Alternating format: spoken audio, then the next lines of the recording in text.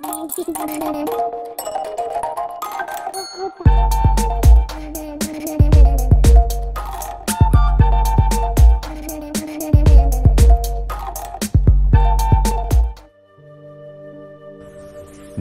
ও জননীর গল্প, হুমায়ুন আহমেদ, পর্ব 53। নাইমুল বসে আছে ঢিবির মতো উঁচু একটা জায়গায়।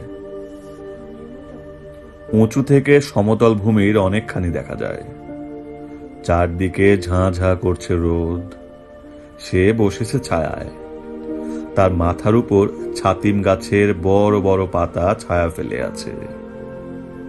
এই অঞ্চলে ছাতিম গাছের ছড়াছড়ি।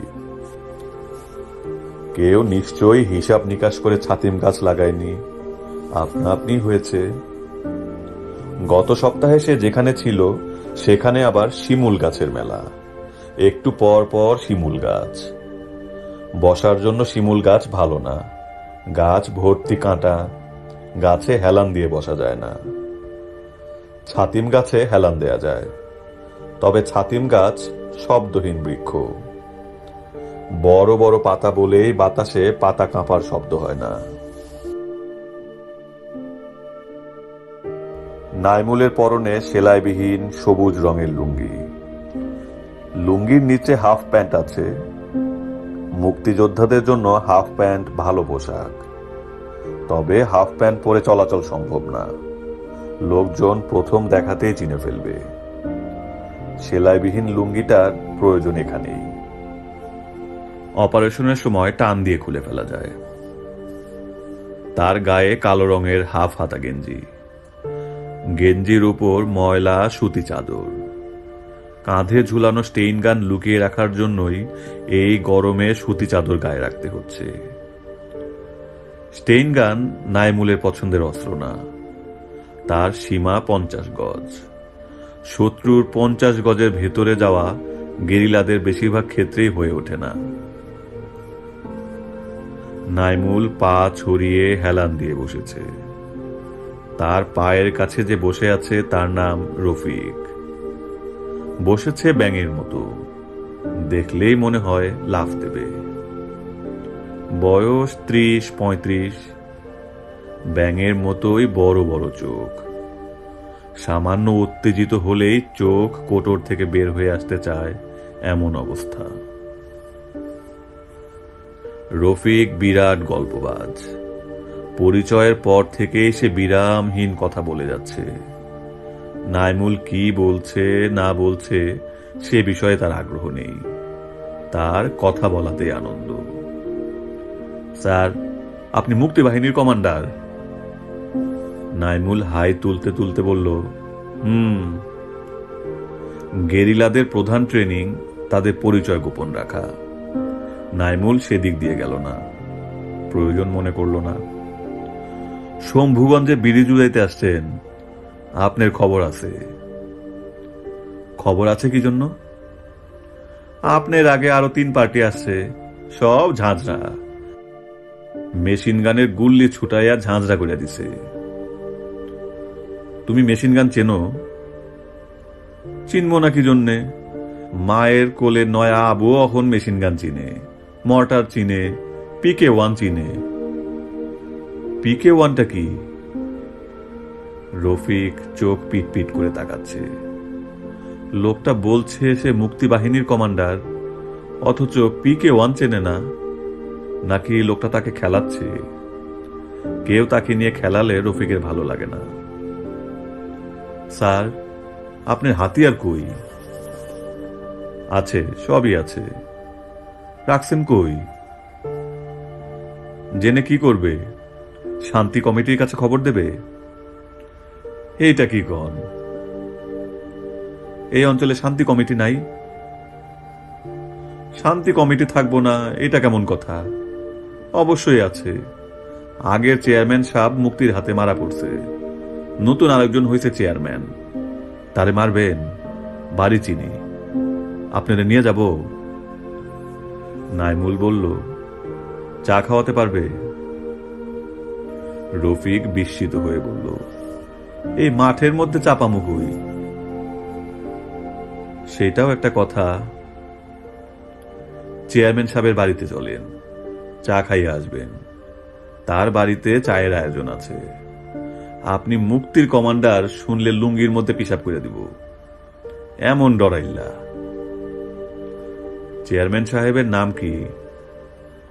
হাসেম চেয়ারম্যান, বউ 2টা। ভাটি অঞ্চল থাইকা একটা বউ আনছে, খুবই সুন্দর, তয় চরিত্রে দোষ আছে, সবেই জানে।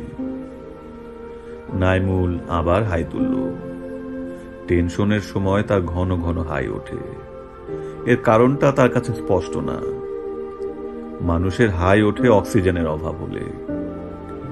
টেনশনের সময় কি তার শরীরে অক্সিজেনের ঘাটতি হয়? ব্রেইন প্রচুর পরিমাণে অক্সিজেন নিয়ে নেয় বলেই কি এই ঘাটতি? নাইমুলের টেনশনের প্রধান কারণ তার দলের কারোরই কোনো খোঁজ নেই। গতকাল ভোরে পিক 1 প্লাস্টিক এক্সপ্লোসিভ এসে পৌঁছানোর কথা। সঙ্গে থাকবে fuse, Cordtex, detonator. Plastic explosive খুব কম হলে 25 কেজি লাগবে। 25 কেজির কমে ব্রিজের স্প্যান ভাঙা যাবে না। এখন দুপুর, তারা আসবে নৌকায়। এই অঞ্চলে নৌকায় চলাচল এখনো নিরাপদ। মিলিটারি গানবোট বা লঞ্চ নিয়ে নদীতে নামেনি। তারা শুকনো অঞ্চলে ঘোরাফেরা করছে। তার প্রধান কারণ পানি হয়নি। ছোট ডিঙি টাইপ নৌকা বা খুন্দাই তালগাছের নৌকা ভরসা। মিলিটারিরা এত ছোট জলযানে উঠবে না। দলটা কোনো বিপদে পড়েনি তো? এখন সময় এমনই যে হুট করে বিপদ নেমে আসে, আগে থেকে কিছুই বোঝা যায় না। রফিক ঝুঁকে এসে বলল, কমান্ডার সাহেবের নাম কি? আমার নাম নাইমুল। সকাল থেকে এই জায়গায় বসা, এর কি কোনো ঘটনা আছে? নাইমুল আবারও হাই তুলতে তুলতে বলল, কোনো ঘটনা নাই, ছায়ায় বসছি। ছায়া মূল ঘটনা না, নৌকা এখানে আসবে। ছাতিম গাছ দেখে তারা নৌকা ভেরাবে। তাছাড়া এখান থেকে ডিস্ট্রিক্ট বোর্ডের সড়কের অনেকখানি চোখে পড়ে। এই সড়কে মিলিটারির চলাচল কিরকম সেটাও দেখার উদ্দেশ্য। রফিক বলল, রোজ চড়া উঠছে। কমান্ডার সাহেব, দেন একটা সিগারেট, টান দিয়া দেখি কি অবস্থা। আপনার আগে যে কমান্ডার সাহেব আসছিল, আমারে আস্তা 1 প্যাকেট সিগারেট দিছিলেন। বিরাট কইলজার মানুষ ছিলেন। নাইমুল সিগারেট দিল। রফিক আগ্রহের সঙ্গে সিগারেট টানছে, কায়দা করে নাকে মুখে ধোঁয়া ছাড়ছে। নাইমুলের ধারণা ব্যাং টাইপ এই লোক সিগারেটের আশায় বসেছিল। আশা পূর্ণ হয়েছে। এখন সে হেলতে দুলতে চলে যাবে। লোকজন জোগাড় করে মুক্তিবাহিনীর কমান্ডারের গল্প করবে। যুদ্ধের কারণে বিচিত্র সব মানুষের সঙ্গে তার পরিচয় হয়েছে। লেখক হলে বাকি জীবন সে এইসব চরিত্র নিয়ে লেখালেখি করে কাটিয়ে দিতে পারত। কমান্ডার সাহেব, আপনি কোন বাহিনী? মুজিব বাহিনী। নাইমুল বলল, তুমি মুজিব বাহিনীও চেনো? চিনব না কেন, এক এক বাহিনীর এক এক কায়দা। মুজিব বাহিনীর ট্রেনিং ভালো, অস্ত্র শস্ত্র ভালো, অন্য বাহিনীর সাথে তারা বনে না। ভালো কারা? সবই ভালো, মিলিটারি মারা দিয়া কথা। কি কোন কমান্ডার সাহেব? শান্তি মারলেও লাভ আছে, তয় শান্তি দেশের মানুষ, এইটা বিবেচনায় রাখতে হয়। আপনি কি কোন? নাইমুল নিজে একটা সিগারেট ধরালো। হিসাবের সিগারেট, দ্রুত শেষ করা ঠিক হবে না। রফিকের সিগারেট খাওয়া দেখে তার খেতে ইচ্ছে করছে। আগের শান্তি চেয়ারম্যান কেমনে মারা পড়ছে সেই গল্প শুনবেন? না, আম গাছের সাথে নিয়ে যখন বাঁধছে তখন পেশাব পায়খানা কইরা সেরা বেড়া এমন কান্দন শুরু করলো যে কলজার মধ্যে ধরে। আমি মুক্তি হইলে দিতাম সাইরা, বলতাম তোর শাস্তি নিজের গু নিজে চাটা দিয়ে খাবি, জানে মারণের চেয়ে শাস্তি ভালো। কি কন কমান্ডার সাহেব? গু খাওয়া সহজ ব্যাপার না, নিজের গু হইলেও না। নাইমুল জবাব দিল না। জবাব দেবার প্রয়োজন নেই। রফিক এই ধরনের মানুষ যে জবাবের অপেক্ষা করে না, নতুন গল্প শুরু করে। রফিক তার সিগারেটে শেষ লম্বা টান দিয়ে বলল, নতুন চেয়ারম্যান সাহেবের দিনও শেষ। মুক্তি যখন এসে ঢুকে তখন তারা আর কিছু করতে পারুক আর না পারুক শান্তির লোকজন মারে, আর কিছু করে না। না, মিলিটারি মারতে পারে না। সত্য কথা বলতে কি পারে না।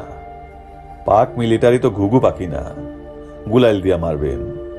পাক মিলিটারি কঠিন জিনিস, সাক্ষাৎ আজরাইল। এরা শৈলে ভয় ডর বললা কিছু নাই। পাক মিলিটারি দেখেছ? দেখবো না কি জন্যে? একবার মাথাত কইরা তারার গুলির বাক্স নিয়ে গেছি। খেতে কাম করতেছিলাম, ডাক দিয়া আইনা আমারে আর পুব পাড়ার ফজলু ভাইয়ের মাথায় তুললা দিল গুলির বাক্স। আরে বাপরে, ওজন কি! 2 দিন ছিল ঘাড়ে ব্যথা। কমান্ডার সাহেব, আরেকটা সিগারেট দেন। আর তো সিগারেট দেয়া যাবে না। তাইলে উঠি, আপনার সাথে গফ কইরা মজা পাইছি। উঠতে পারবে না, যেখানে বসেছিলে সেখানে বসে থাকো। গল্প করতে চাও গল্প করো, ওঠার চিন্তা বাদ দাও। রফিক বিস্মিত হয়ে তাকালো। মুক্তিদের হাব ভাব বোঝা মুশকিল। এতক্ষণে কমান্ডার নরম সরম গলায় কথা বলেছে, এখন তার গলা কঠিন, চোখের দৃষ্টিও ভালো না। আমার একটা কাজ ছিল কমান্ডার সাহেব। কাজ থাকলেও বসে থাকো। তোমাকে আমি ছেড়ে দেব আর তুমি সারা অঞ্চলে মানুষকে বলে বেড়াবে মুক্তি ঢুকেছে, তা হবে না। তাছাড়া তোমাকে আমার দরকার। কি জন্য দরকার? শান্তি বাহিনীর চেয়ারম্যান সাহেবের বাড়ি চিনিয়ে দেবে। আমি বাড়ি চিনি না, আরো খোঁজ খবর দেবে। শম্ভুগঞ্জ ব্রিজ কি মিলিটারি পাহারা দেয়? আমি জানবো কেমনে? আমি কি ব্রিজের উপর দিয়ে হাঁটি? রেলগাড়ি চলাচলের পুল, মাইনসের হাঁটার পুল না। রাজাকাররা থাকে কোথায়? থানা কম্পাউন্ডে থাকে। তারা মোট কয়জন? আমি কি গুন্না দেখছি? রাজাকারের হিসাব নেওয়ার ঠেকা আমার নাই। রফিক উসখুস করছে। নাইমুল কড়া গলায় বলল, নড়াচড়া করবে না। নড়াচড়াও করতে পারবো না, এইটা কেমন কথা? নাইমুল গায়ের চাদরটা সামান্য উঠিয়ে কাঁধে ঝুলানো চাইনিজ স্টেইন গান দেখিয়ে দিল। রফিক নড়াচড়া বন্ধ করে স্থির হয়ে গেল। তার চোখ কোটর থেকে সামান্য বের হয়ে এলো। মিলিটারিদের যেমন বিশ্বাস নাই, মুক্তিরও বিশ্বাস নাই। হুট করে কি করে বসে না বসে তার ঠিক নাই। নাইমুল বলল, রাজাকার কমান্ডারের নাম কি? জয়নাল। জয়নালের বাড়ি তো তুমি চেনো, চেনো না? জি চিনি। সে বাড়িতে স্ত্রীর সঙ্গে দেখা করতে আসে না? 24 ঘন্টা সে নিশ্চয়ই থানা কম্পাউন্ডে থাকে না? জয়নাল ভাইরে কি গুল্লি করবেন? জানি না করব কিনা, করতেও পারি। জয়নাল ভাই বৈকালে সুলু স্টলে চা খাইতে যায়। একলা যায় না, সাথে সব সময় 1-2 জন থাকে, যন্ত্রপাতি থাকে। থাকুক। গুল্লি কোনখানে করবেন? চায়ের স্টলে করবেন না দূরে নিয়ে করবেন? দেখি কি করা যায়। কমান্ডার সাহেব, আমার বিরাট পেশাব চাপছে, পেশাব করণ দরকার। খেতে রাইলে বৈশা পেশাব করে আসি। নাইমুল হাই তুলতে তুলতে বলল, পেশাব এইখানেই করো, নিচে নামার দরকার নেই। আপনার সামনে পেশাব করব? উল্টা দিকে ফিরো, উল্টা দিকে ফিরে পেশাব করো, জায়গা থেকে নড়বে না। কমান্ডার সাহেব, আমি কিন্তু জয় বাংলার লোক, এই জন্যই তো তোমাকে পাশে বসিয়ে রেখেছি। আমার জয় বাংলার লোক দরকার। এইখানে কতক্ষণ বসে থাকবেন? নাইমুল আর একটা সিগারেট ধরাতে ধরাতে বলল, জানি না। রফিক বলল, পুরাটা শেষ করেন না, আমি দুইটা টান দিব। ইন্ডিয়ান সিগারেটের মজাই আলাদা। নাইমুল তাকে আস্ত একটা সিগারেট দিল। রফিক বলল, ফাইটিং কি আজ রাইতেই হইব? আপনার লোকজন কই? আমার দলের লোক কম, আমরা মোটে 2 জন। আরেকজনকে? আরেকজন তুমি, তোমাকে গ্রেনেড মারা শিখাই দিব, পারবে না? রফিকের ঠোঁট থেকে জ্বলন্ত সিগারেট পড়ে গেল। সে মনে মনে বলল, ভালো পাগলের হাতে পড়ছি। গ্রেনেড নিশ্চয়ই চেনো, সব যন্ত্রপাতির নাম তুমি জানো, গ্রেনেডের নাম জানবে না তা হয় না। লোহার বল। গ্রেনেড চিনি, গ্রেনেড আছে 2 পদের, ভালোটার নাম এনেগ্রা গ্রেনেড, বন্দুকের নলে লাগাইয়া মারতে হয়। তোমাকে ওই গ্রেনেড দেব না, তোমাকে যে গ্রেনেড দেব সেখানে একটা পিন থাকে, দাঁত দিয়ে টান দিয়ে পিন খুলতে হয়, পিন খোলার পর ছুঁড়ে মারতে হয়। রফিক বিড়বিড় করে বলল, ভাইজান, আমার দাঁতে অসুবিধা আছে, দাঁত পোকায় খাওয়া, এই দেখেন। সে দাঁত বের করে দেখালো। নাইমুল সহজ গলায় বলল, এই দাঁতেও চলবে। বিকাল পর্যন্ত নাইমুলের দলের লোকজন কেউ এসে পৌঁছালো না। এদের কি সমস্যা সেটাও জানার উপায় নেই। সে কি তাদের জন্য অপেক্ষা করবে না ফিরে যাবে তাও বুঝতে পারছে না। দলের লোকজন কি ধরা পড়ে গেছে? ধরা পড়ার সম্ভাবনা কম, তবে একেবারেই যে নেই তা না। গত মাসে শেরপুরের জহুকান্দিতে কাদের মিয়ার পুরো দল ধরা পড়েছিল। তারা ভুল যা করেছে তা হলো আয়োজন করে খাওয়া দাওয়া করতে গেছে। যে বাড়িতে তারা উঠেছিল সেই বাড়ির কর্তা মুক্তিবাহিনী দেখে আবেগে উচ্ছ্বসিত হয়েছিলেন। সন্ধ্যাবেলায় খাসি জবাই করা হয়েছে তাদের খাওয়ানোর জন্য, পোলাও রান্না হয়েছে। খাসির মাংস রান্না হতে সময় লাগছিল। এই সময়ই কাল হলো। মিলিটারি বাড়ি ঘিরে ফেলল। ট্রেনিং ক্যাম্পে গেরিলা যুদ্ধের নিয়ম কানুন ব্যাখ্যা করতে করতে এক পর্যায়ে বলা হতো, আর যাই হও, খাসি কাদের হইও না। কাদের দুর্দান্ত সাহসী যোদ্ধা ছিল। সামান্য ভুলের জন্য তার নাম হয়ে গেল খাসি কাদের। তার বীরত্বের কথা সবাই ভুলে গেল। শুদ্ধ কাজের জন্য মানুষ মানুষকে মনে রাখে না, মানুষ মনে রাখে তাদের অশুদ্ধ কাজের জন্য। কাদেরের নাম হওয়ার কথা ছিল বীর কাদের, অথচ নাম হয়ে গেল খাসি কাদের। কমান্ডার সাহেব, আমার কপালে একটু হাত দিয়ে দেখেন। কেন? জ্বর আসছে, আমার ক্যাথার তলে যাওয়ার দরকার, আমার শরীরের অবস্থাটা একটু বিবেচনা করেন। নাইমুল আবারও বলল, রফিক বলল, উঠি কমান্ডার সাহেব। নাইমুল বলল, ওঠার চিন্তা বাদ দাও, তোমাকে পাঠাবো ব্রিজের কাছে রাজাকারদের যে আউটপোস্ট আছে সেখানে। লাখ টাকা দিল আমি এর মধ্যে নাই, ভুল্লা যান। ভুলে যাব কেন? ব্রিজ পাহারা দেয় কালা মিলিটারি, এরা সাক্ষাৎ জম। কালো পোশাক পরা মিলিশিয়া? মিলিশিয়া কিনা জানি না, এরা যে আসল জম এটা জানি। এরার ছায়া দেখলেও মৃত্যু।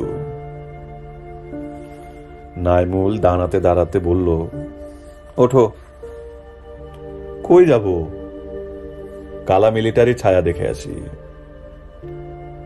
আসমানের দিকে চাইয়া দেখছেন আসমানের অবস্থা? দেওয়া নামতেছে। নাইমুল আকাশের দিকে তাকালো। ঘন হয়ে মেঘ করছে। আকাশের ঘন কালো মেঘ সৌভাগ্যের লক্ষণ। মেঘ বৃষ্টিতে মিলিটারিরা অভ্যস্ত না, তারা তখন কোঠরে ঢুকে থাকে। তাদের কাছে বজ্রের গর্জনকে কামানের শব্দ বলে মনে হয়। মেঘ ডাকলেই তাদের কলিজা কাঁপে।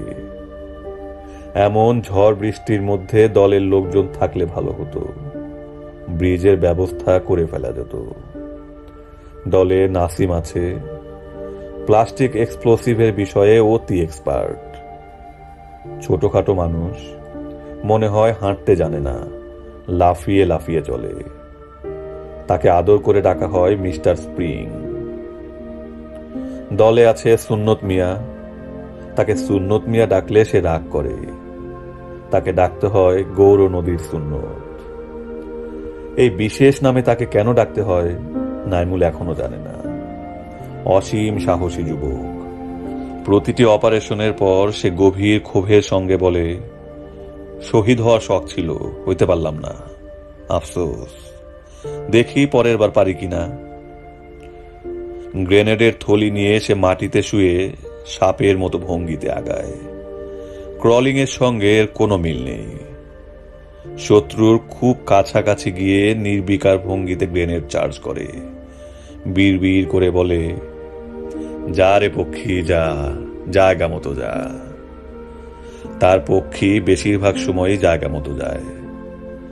সুন্নতের হাতের জোর অসম্ভব। গ্রেনেড থ্রোয়ারে গ্রেনেড 50 গজ পর্যন্ত যায়। সে হাতে ছুঁড়েই 40 গজ পর্যন্ত পাঠাতে পারে। সন্ধ্যায় সন্ধ্যায় মুষলধারে বৃষ্টি শুরু হলো। বৃষ্টি মাথায় নিয়ে খোলা নৌকায় নাইমুলের দল চলে এলো। আনন্দে দাঁত বের করে রফিক হেসে ফেলে বলল, এই তো আপনি আপনার লোক পাইছেন, আমারে বিদায় দেন। সির গেটে টান দিতে দিতে বাড়িতে গিয়ে ঘুমাই। নাইমুল বলল, যেখানে আছো সেখানে থাকো, নড়বে না। অনেক কথা বলেছ, আর কোনো কথা না। দলটা ক্ষুধার্ত, ক্লান্ত ও অবসন্ন। নাইমুল বলল, অপারেশনের শেষে আমরা খুব আরাম করে খাওয়া দাওয়া করব। অপারেশনের আগে কোনো খাওয়া নাই। আমি সব রেকি করে রেখেছি। একটা গাইডও আমার সঙ্গে আছে, রফিক নাম। রফিক সঙ্গে সঙ্গে বলল, এটা ভুল্লা যান কমান্ডার সাহেব, আমি আপনারা সাথে নাই। নতুন বিবাহ করেছি, ঘরে আমার কাঁচা বউ। নাইমুল বলল, কাঁচা বউ পাকা বউ যাই থাকুক, তুমি আছো সঙ্গে। এখন তোমরা সবাই আমার প্ল্যান অফ অ্যাকশন শোনো। আমি পুরো ব্যাপারটা অন্যরকম ভাবে সাজিয়েছি, মন দিয়ে শুনতে হবে। পরিকল্পনার পরিবর্তন হবে না। আমি আলাপ আলোচনার মাধ্যমে কিছু ঠিক করি না। এইসব সিদ্ধান্ত তর্ক বিতর্কে ঠিক করা যায় না। ব্রিজ পাহারা দেয় 6 থেকে 7 জন রাজাকারের একটা দল। মাঝে মধ্যে তাদের সঙ্গে 2 জন মিলিশিয়া থাকে। আজ তারা নেই। প্রথমে আমরা তাদের কাছে খবর পাঠাবো, আজ ভোর রাতে ব্রিজ উড়ানো হবে। খবরটা বিশ্বাসযোগ্য হবে, কারণ খবরটা সত্যি। ব্রিজ আমরা আজ রাতেই উড়াবো। খবর শোনার পর এরা যা করবে তা হচ্ছে, হয় সবাই মিলে থানায় মিলিটারির কাছে খবর দিতে যাবে, অথবা একদল যাবে, আরেক দল ব্রিজ পাহারা দেওয়ার নামে থাকবে। যারা থাকবে কিছুক্ষণের মধ্যেই তাদের পালিয়ে যাবার কথা। যদি পালিয়ে না যায়, ভয়ের চোটে ফাঁকা গুলি করতে থাকবে। একই সঙ্গে আমরা থানায় খবর পাঠাবো যে ব্রিজ অ্যাটাক করা হবে। খবর পাঠানো হবে স্থানীয় শান্তি কমিটির চেয়ারম্যানের মাধ্যমে।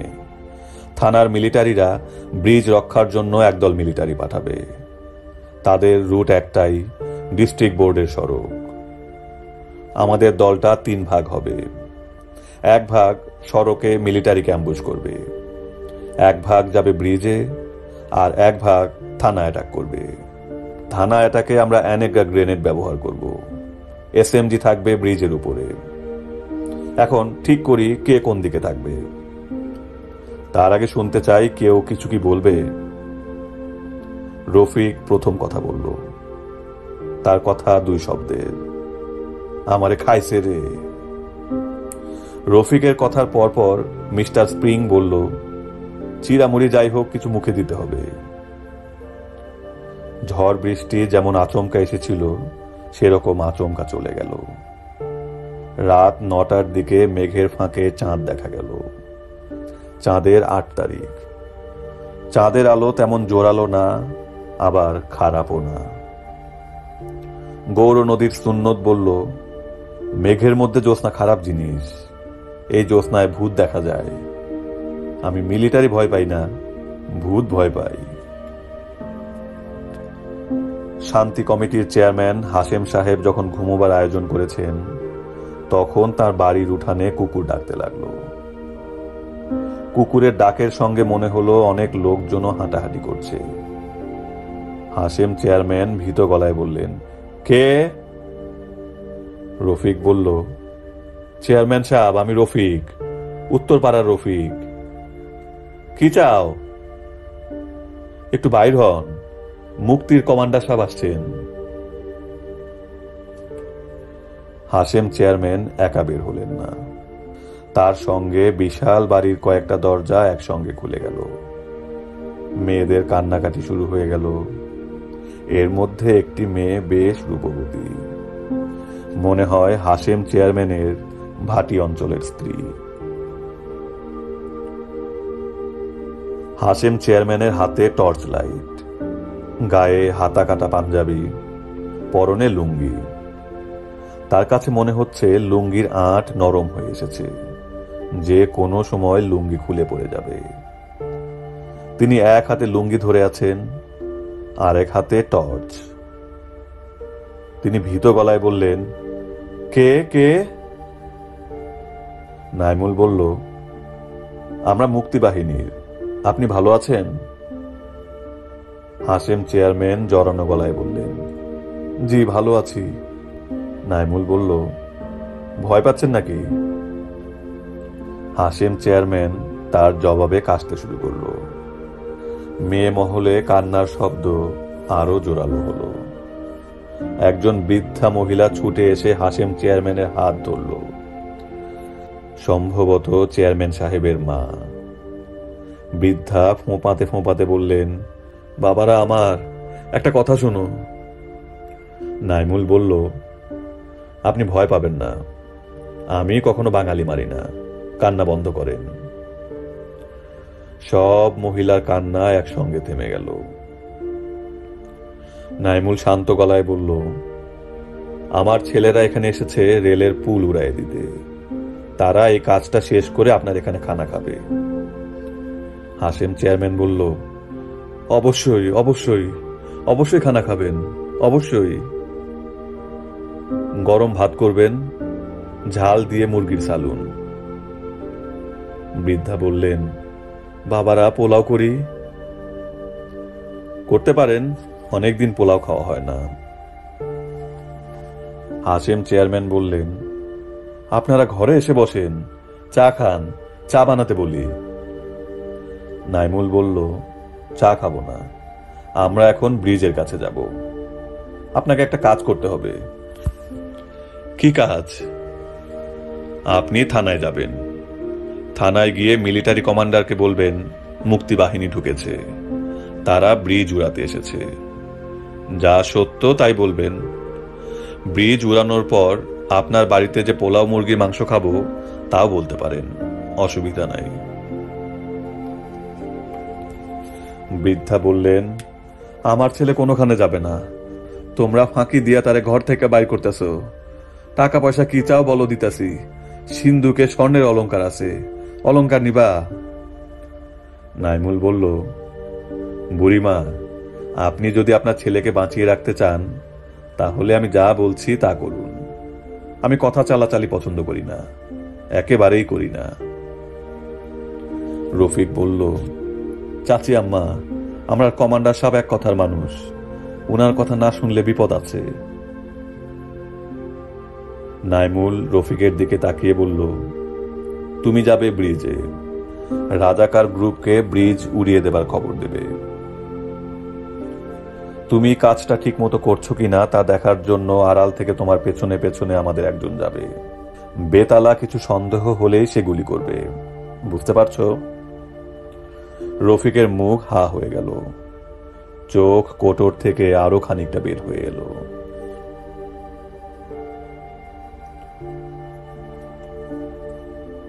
গেরিলা অপারেশনে বেশিরভাগ সময় দেখা যায় যা ভাবা গিয়েছিল তা হয় না। তাৎক্ষণিকভাবে সিদ্ধান্ত বদলাতে হয়। সব সময় যে সিদ্ধান্ত পাল্টাবার সুযোগ পাওয়া যায় তাও না। একটা মাঝারি আকৃতির দল কয়েকটা ভাগে ভাগ হয়ে গেল, তারা একত্রিত হওয়ার সুযোগই পায় না। এক্ষেত্রে বিস্ময়করভাবে সবকিছু হলো নাইমুলের পরিকল্পনা মতো। রাজাকারদের দল ব্রিজ আক্রমণ হবে খবর পাওয়া মাত্র 303 রাইফেল রেখে পালিয়ে গেল। থানা কম্পাউন্ড থেকে 8 জন মিলিটারির একটা ছোট্ট দল গেট থেকে বের হয়ে আবার ঢুকে পড়ল। নাইমুলের কাছে রাখা গ্রেনেড থ্রোয়ার ঠিক মতো কাজ করলো। রাইফেলের নল থেকে 10-12 গজ দূরে গিয়ে ফাটল না। পরপর 2টা এনেগ্রা গ্রেনেড দেয়াল ফুটো করে ভেতরে ঢুকে গেল। রাস্তার পাশে অ্যাম্বুশ করে রাখা দলটাকে নাইমুল ঠিক সময়ে থানার 2 দিকে জড়ো করতে পারল। মিলিটারির অতি ক্ষুদ্র দলের কাছেও লাইট মেশিন গান থাকে। থানা থেকে লাইট মেশিন গানের কোনো গুলি এলো না। হয় তাদের এলএমজিতে কোনো সমস্যা হয়েছে, কিংবা তাদের গানার নেই। থেমে যাওয়া বৃষ্টি আবারও শুরু হলো। ঘন ঘন বাজ ডাকতে লাগলো। থানা কম্পাউন্ডের ভেতর একটা তাল গাছে বাজ পড়ল। সেই শব্দ হলো ভয়াবহ। মিলিটারিরা এই বজ্রপাতকে অবশ্যই কামানের আক্রমণ ধরে নিল। তারা গুলিবর্ষণ বন্ধ করল।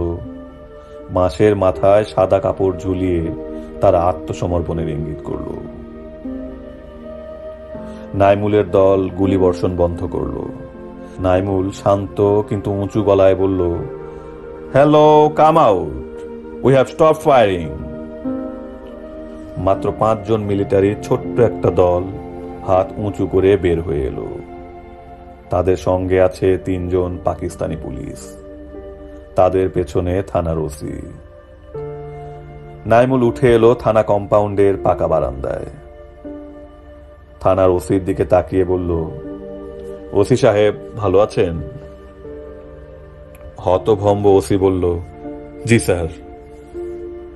আপনাদের বিশাল পুলিশ বাহিনী স্বাধীনতার জন্য যুদ্ধ করছে, আর আপনি এদের হয়ে কাজ করছেন, এটা কেমন কথা? আপনি একটা কাজ করুন, মিলিটারিতে বেঁধে ফেলুন। জি স্যার। এরা সংখ্যায় এত কম কেন? বেশি থাকার কথা না? বেশি ছিল, পরশু সকালবেলা জরুরি মেসেজ পাঠিয়ে নিয়ে গেছে। এখানে ওয়্যারলেস আছে? জি স্যার আছে। থানা যে অ্যাটাক হয়েছে সেই মেসেজ কি গেছে? জি না। যায় নাই কেন? অপারেটর নাই স্যার। মিলিটারিদের বেঁধে সঙ্গে করে ব্রিজের কাছে নিয়ে যান। ব্রিজ উড়ানোর ব্যাপারে সাহায্য করুন। জি স্যার। নাইমুল মিলিটারি ক্যাপ্টেনের দিকে তাকিয়ে শান্ত গলায় ইংরেজিতে বলল, তোমরা আত্মসমর্পণ করেছ। জেনেভা কনভেনশন অনুযায়ী তোমাদের দেখা আমাদের দায়িত্ব। সমস্যা হচ্ছে আমরা একটা গেরিলা ইউনিট, দেশের ভেতর ঘুরে ঘুরে কাজ করি। তোমাদের সঙ্গে করে নিয়ে ঘোরা আমার পক্ষে সম্ভব না, ইচ্ছা থাকলেও সম্ভব না। তাছাড়া আমাদের মুক্তি বাহিনীর অনেক সদস্য তোমাদের হাতে ধরা পড়েছে। তাদের প্রত্যেককে তোমরা ফায়ারিং স্কোয়াডের কাছে পাঠিয়েছ। তোমাদের বেলাতেই বা অন্যরকম হবে কেন? হাশেম চেয়ারম্যান অত্যন্ত বিস্মিত হয়ে দেখলেন মুক্তিযোদ্ধার দলটা ফজরের আগে আগে তাঁর বাড়িতে খেতে এলো। দলের কমান্ডার খাবার সময় বিনীত গলায় বাড়ির মহিলাদের কাছে কাঁচামরিচ চাইল। এই ভদ্র বিনয়ী ছেলে নাকি কিছুক্ষণ আগে 5 জন মিলিটারি, 3 জন পশ্চিম পাকিস্তানি পুলিশকে ব্রিজের উপর থেকে গুলি করে পানিতে ফেলে দিয়েছে। রফিক গোলাগুলি শুরু হওয়া মাত্র পালিয়ে গিয়েছিল। খাওয়া দাওয়ার সময় সে আবার উপস্থিত হলো এবং অত্যন্ত স্বাভাবিকভাবে খাওয়ার তদারকি করতে লাগলো। একবার শুধু ফাঁক পেয়ে নাইমুলকে বলল, স্যার, যতদিন জীবন আছে আমি আপনার সাথে আছি, আর আপনারা ছেড়ে যাব না। ভয় পাইয়া দৌড় দিছিলাম, আমি গু খাই। রফিক তার কথা লিখেছিল। কাঁচপুর অপারেশনে মৃত্যুর আগ পর্যন্ত সেই নাইমুলের সঙ্গেই ছিল। সে খুব ভালো এসএমজি চালাতে শিখেছিল। কাঁচপুর অপারেশনে গুলিবিদ্ধ হবার পর থেকে জীবনের শেষ মুহূর্ত পর্যন্ত সে এসএমজিতে গুলিবর্ষণ করেছিল বলেই নাইমুল তার দল নিয়ে পালাতে পেরেছিল। একই ধরনের বীরত্ব দেখিয়েছিলেন আরেকজন, তিনি সিপাহী হামিদুর রহমান। ধলই বর্ডার আউটপোস্ট আক্রমণের সময় আমৃত্যু মেশিন গানের গুলিবর্ষণ করে তিনি তার প্লাটুনকে পশ্চাৎ অপসারণের সুযোগ করে দেন। তার প্রাণের বিনিময়ে পুরো প্লাটুন রক্ষা পায়। সিপাহী হামিদুর রহমানকে বীর শ্রেষ্ঠ সম্মানে সম্মানিত করা হয়। রফিকের নাম মুক্তিযোদ্ধাদের তালিকাতেও নেই।